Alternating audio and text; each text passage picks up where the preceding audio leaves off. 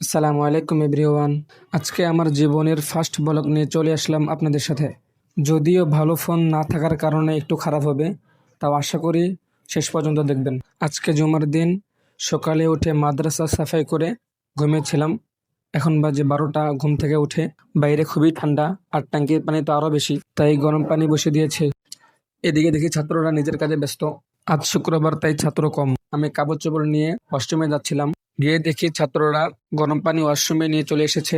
ছাত্ররা আমাকে খুব ভালোবাসে, আর আমিও। তাড়াতাড়ি গোসল করলাম, কারণ সময় খুবই কম, আর চুল অনেক ভিজা। ঠান্ডার দিন চুল শুকায় না, যাদের বাবরি চুল তারা বুঝবেন।